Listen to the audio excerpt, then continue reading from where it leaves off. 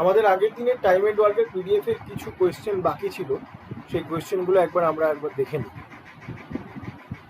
এখানে 13 নম্বর কোয়েশ্চেন কি বলছে দেখো, two pipes A and B can fill a cistern in 15 minutes and 20 minutes respectively, and pipe C can empty the cistern in 10 minutes.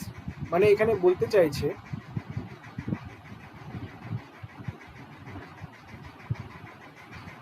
তিনটে pipe আছে, কি কি, A B C। পাইপে কি করছে, পাইপে জল ভরছে কতক্ষণে, 15 মিনিটে। পাইপ বি কি করছে, 20 মিনিটে জল ভরছে। আর পাইপ সি কি করছে, 10 মিনিটে জল শেষ করে দিচ্ছে। ঠিক আছে, তাহলে এদের এলসিএম নিয়ে নিলে আমার টোটাল ওয়ার্ক বেরিয়ে যাবে। এদের এলসিএম কি হতে পারে, 60। তাহলে আমার এলসিএম নিলে এবার আমি কি পাবো, এফিসিয়েন্সি পাবো। তাহলে এর ক্ষেত্রে এফিসিয়েন্সি কত, 4, বি এর ক্ষেত্রে এফিসিয়েন্সি কত, 3, আর সি এর ক্ষেত্রে এফিসিয়েন্সি কত, 6। এখানে কি বলছে, pipe C can empty the cistern in 10 minutes. Two pipes A and B can fill a cistern in 15 minutes and 20 minutes respectively. Pipe C can empty the cistern in 10 minutes. ঠিকই আছে, তাহলে এটা -6 হবে, কারণ এমটি করছে। এবার কি বলছে, ইনিশিয়ালি A and B আর ওপেন, প্রথমে খালি A আর B ওপেন ছিল, তাহলে A আর B এর টোটাল এফিসিয়েন্সি কত, 7 ইউনিট। কতক্ষণের জন্য ওপেন ছিল, after 5 minute C also open, তাহলে প্রথম 5 মিনিট খালি এ আর বি ওপেন ছিল, তাহলে প্রথম 5 মিনিটে খালি এ আর বি এর কাজ হবে। তাহলে এটা কি এফিসিয়েন্সি, এটা কি টাইম আর এফিসিয়েন্সি গুণ করলে আমি কি পাবো, ওয়ার্ক পাবো। তাহলে 35 ইউনিট ট্যাঙ্কটা ভরা হয়ে গেছে। তাহলে রিমেনিং ভরা কত বাকি আছে, রিমেনিং কাজ কত বাকি আছে, 25 ইউনিট কাজ বাকি আছে। ঠিক আছে, সেটা কি করছে, সেটা 25 ইউনিট কাজ যখন বাকি আছে তখন আমি ওই ট্যাঙ্কের ভেতরে একটা ছিদ্র করে দিলাম যাতে জল বেরোতে থাকে। তাহলে এখন টোটাল এফিসিয়েন্সি কি হলো, প্রথমে তো এ আর বি ছিল, এখন একটা ছিদ্র যোগ করলাম, তাহলে -6 হয়ে গেল, তাহলে -1 হয়ে গেল এফিসিয়েন্সি। ঠিক আছে, কেন এই মাইনাসটা কিন্তু নেগেটিভ সাইন না, এই মাইনাসটা ইন্ডিকেট করছে যে এখানে একটা ছিদ্র আছে, এই মাইনাসটাকে নেগেটিভ সাইড গণ্য করবে না। তাহলে যখন এখন কি বলছে, যখন ওই ছিদ্রটা তৈরি করে দেওয়া হলো তখন কতক্ষণ লাগবে টোটাল সিস্টার্নটা ভর্তি, তাহলে 25/1 করলে তোমার কি হয়ে যায়, 25 minutes is your answer.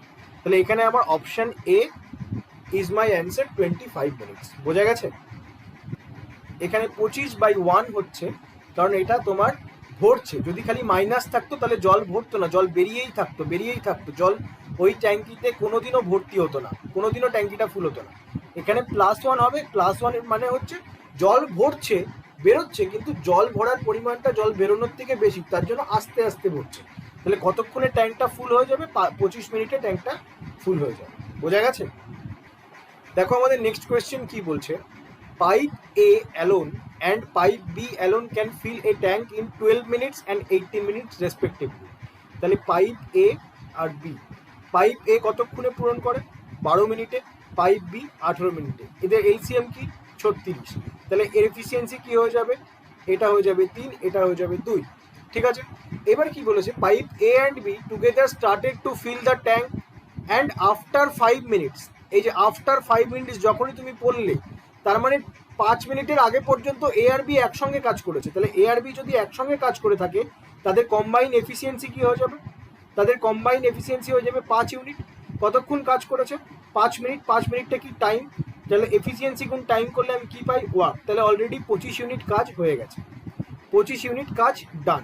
Remaining কত কাজ বাকি, রিমেনিং কাজ বাকি 36 থেকে 25 বিয়োগ দাও, 11 ইউনিট কাজ তোমার বাকি এখানে। এবার কি বলেছে, after 5 minutes pipe B was closed.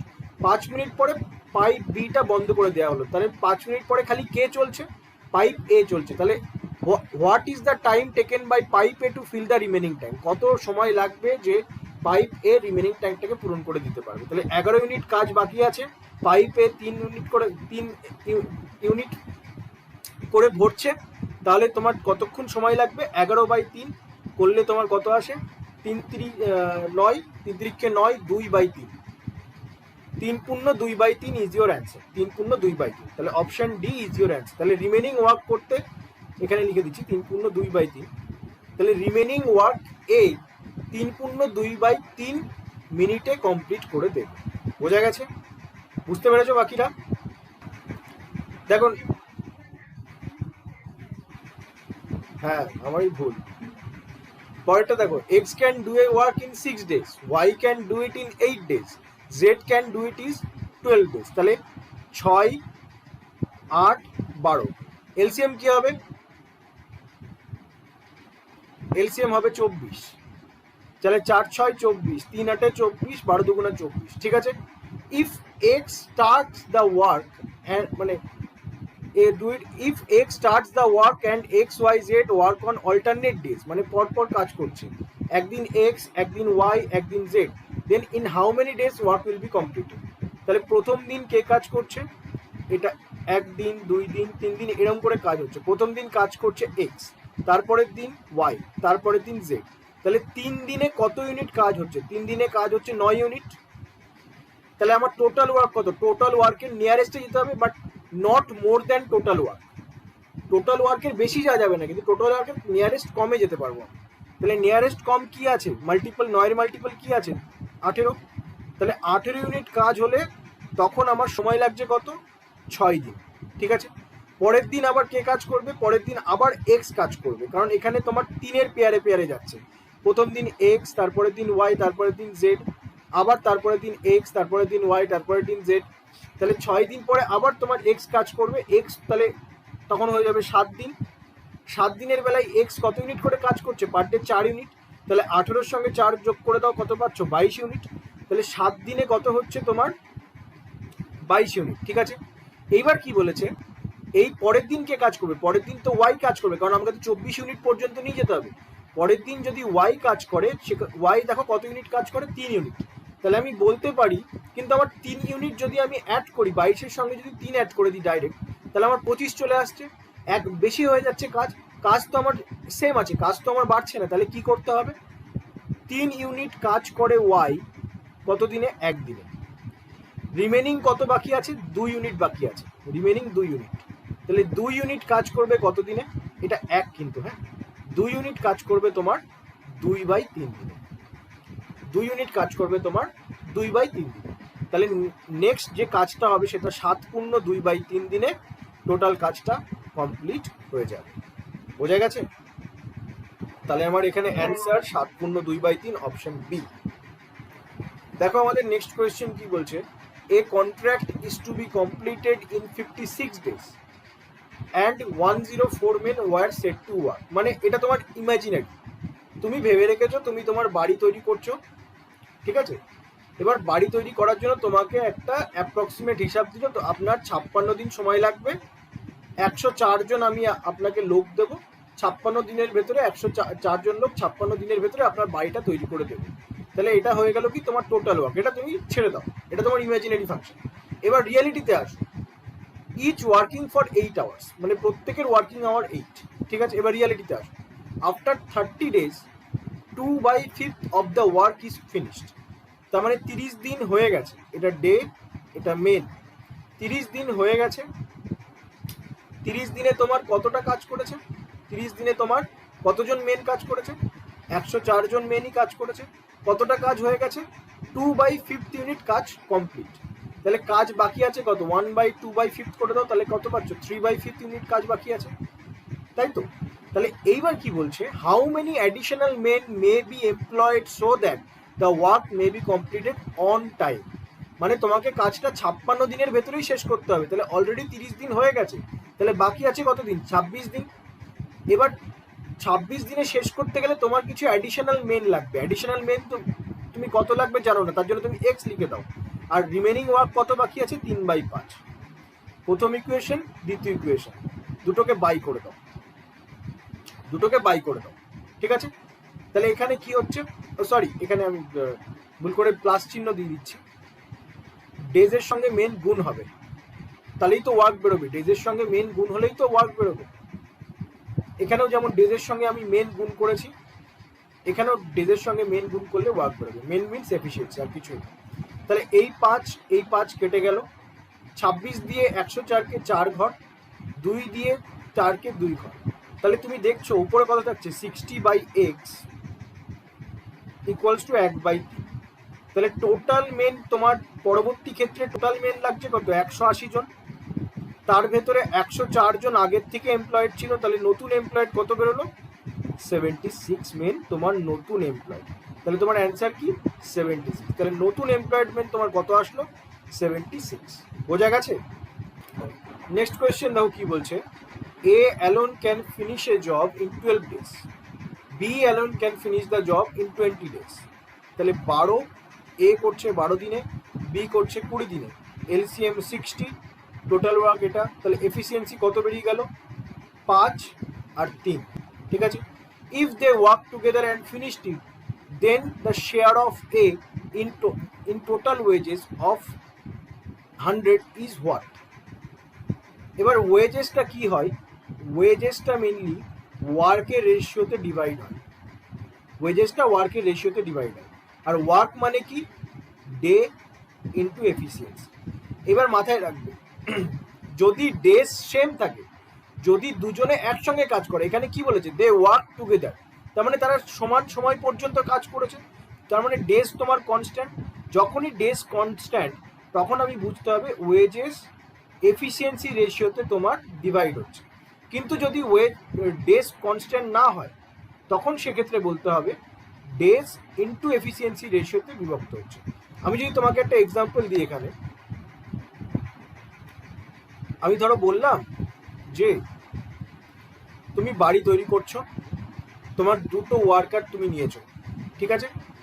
একজন ওয়ার্কার 1 ঘন্টায় 50টা ব্রিক্স রাখতে পারে, আর একজন ওয়ার্কার 1 ঘন্টায় 100টা ব্রিক্স রাখতে পারে, আর তুমি তাদের দুজনকে টোটালে কত দিচ্ছ, টোটালে তুমি দিচ্ছ 300 টাকা। তাহলে এ কত পাবে, এ কত পাবে। তুমি তখন কি করছো, একজন 1 ঘন্টায় করছে মানে এটা কি তার এফিসিয়েন্সি, এই দুটো তার এফিসিয়েন্সি। তাহলে তুমি কি বলতে পারছো, এটা 1:2, তাহলে 1:2 রেশিওতে পাবে। তাহলে ওপর জন পাবে 100 টাকা, পরের জন পাবে 200 টাকা। কিন্তু এইখানেই যদি আমি অ্যাড করে দিই, প্রথম ওয়ার্কার 3 ঘন্টা কাজ করছে, তারপরের জন 8 ঘন্টা কাজ করছে, তখন কি করবে, তখন কিন্তু তোমার এই রেশিওতে যাবে না। তখন তোমার অ্যাকচুয়াল রেশিও কি হবে, প্রথম জনের জন্য তোমার রেশিও হবে 50 × 3, দ্বিতীয় জনের জন্য তোমার রেশিও হবে 100 × 8। এই তিনটা কি, তিনটা হচ্ছে তোমার টাইম, আর এটা কি, এটা হচ্ছে এফিসিয়েন্সি। টাইম আর এফিসিয়েন্সির গুণফলে তোমার তারপরে এই 300টা বিভক্ত হবে। বুঝতে পেরেছো কেসটা? তাহলে এখানে তোমার দেখছো, এখানে কি বলে দিয়েছে, এখানে তোমাকে ডিফারেন্ট টাইম বলেনি, এখানে বলেছে দুজনের সেমই টাইম লাগছে, তারা একসঙ্গে কাজ করেছে, একসঙ্গে কাজ করলে সেম টাইম লাগবে। তাহলে এখানে তুমি কি করবে, এই 100টাকে তুমি 5 আর 3-এর রেশিওতে বিভক্ত করতে পারবে। তাহলে তুমি বলতে পারো যে 100 ইউনিট 5 আর 3 যোগ করে 8 ইউনিটে বিভক্ত হচ্ছে, ঠিক আছে। আর তোমাকে কি বলে, তাহলে কার শেয়ার বার করতে বলেছে, এর শেয়ার, এর এফিসিয়েন্সি কত, 5 ইউনিট, ঠিক আছে। এবার আমি তোমাকে বহুবার বলেছি 1/8 × 100 মানে কি, 12.5। 12.5 এর সঙ্গে তোমার 5 গুণ করে দাও, 5 × 5 = 25, 5 আর থাকছে 2, 5 × 12 = 8 আর 2 = 62, 62.50 ইজ ইউর অ্যান্সার। পুরো ক্যালকুলেশনও করতে হবে না, কারণ তুমি জানো 1/8 × 100% হলেই তোমার 12.5%। তাহলে তুমি 1/8 × 100 মানে 12.5 বলতে পারো না ডাইরেক্ট, সেইখান থেকে আমি ডাইরেক্ট বের করতে পারবো। বোঝা গেছে? দেখো নেক্সট কোয়েশ্চেন কি বলছে, I can do a piece of work in 21 days.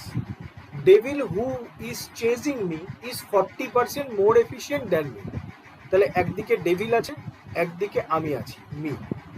তাহলে ডেভিল ইজ 40% মোর এফিসিয়েন্ট। 40% মানে কি, 2/5।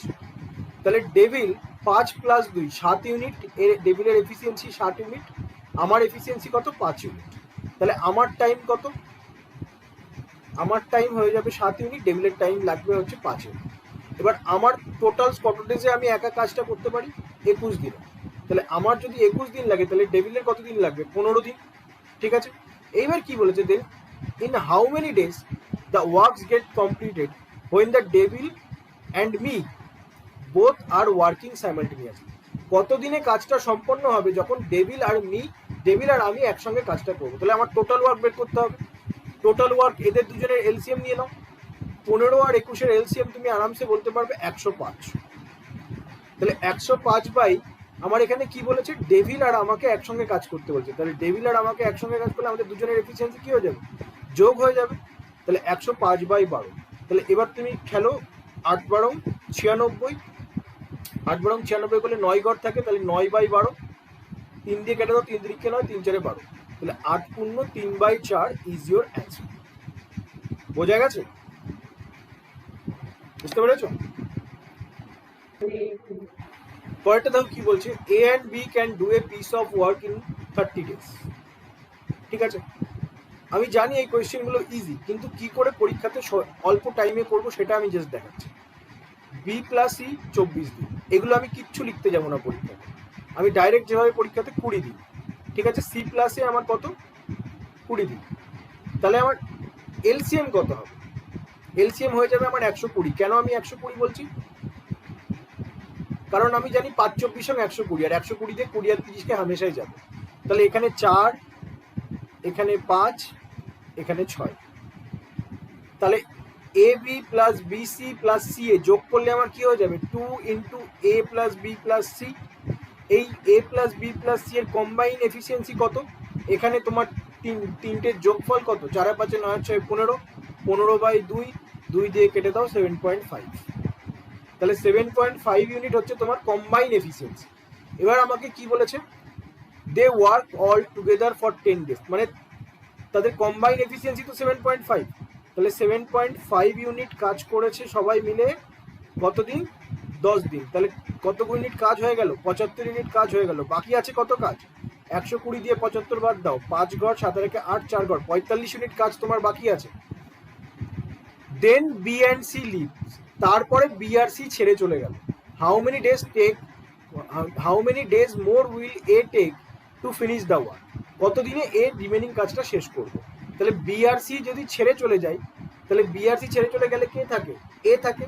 তাহলে মাঝখানেরটা কার জন্য ছিল, মাঝখানেরটা ছিল বিআরসি।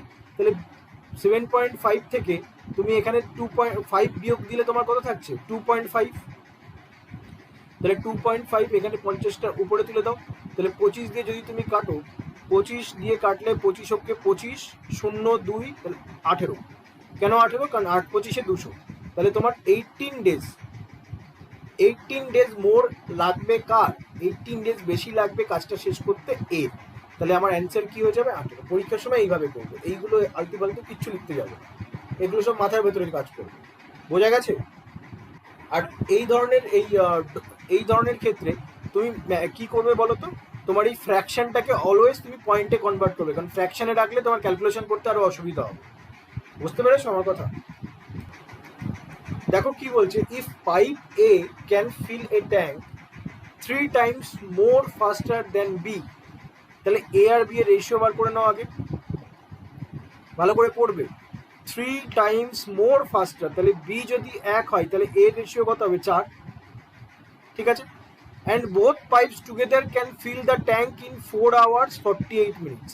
তাহলে কম্বাইন এফিসিয়েন্সির সঙ্গে কম্বাইন টাইম যদি তুমি গুণ করো তাহলে কি পাবে, টোটাল ওয়ার্ক 4 hour 48 মিনিটটাকে তুমি ভেঙে নাও, 4 পূর্ণ 48/60। মনে মনে ক্যালকুলেশন করো, 4 বারং 48, 5 বারং 60। তাহলে এখান থেকে তুমি কত পাচ্ছ, 24/5। তাহলে টোটাল ওয়ার্ক আমার কত আসছে, 24/5। Then in how many hours will taken be alone to fill the tank. ঠিক আছে, তাহলে এবার 24/5 তোমার কি আসলো, 24/5 তোমার টাইম আসলো। তাহলে এবার টোটাল ওয়ার্ক কি করে বের করবো, টোটাল ওয়ার্ক বের করবো, এই টোটাল এফিসিয়েন্সি কত ইউনিট, 5 ইউনিট। 5 ইউনিট ইন্টু 24/5 করলে আমার 24 ইউনিট হয়ে যাচ্ছে কি টোটাল ওয়ার্ক।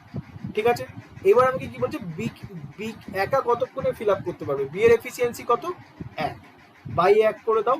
তাহলে in 24 hours B can fill the tank alone. বোঝা গেছে? আমরা নেক্সট কোয়েশ্চেন দেখছি, M can destroy a wall in 4 days। আচ্ছা,